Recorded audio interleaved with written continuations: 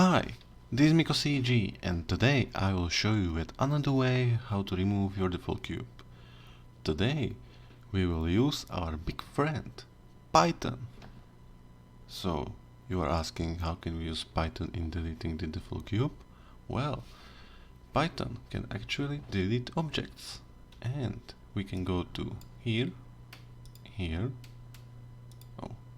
text editor, add new, and write this code.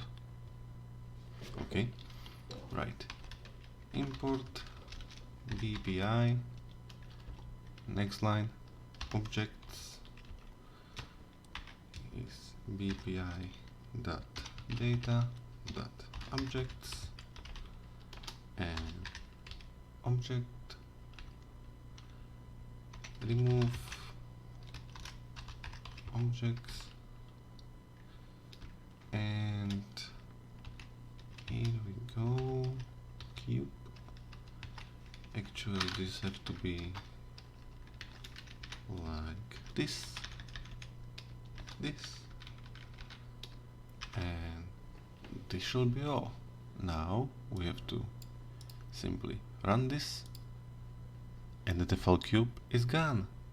See you later in the next part.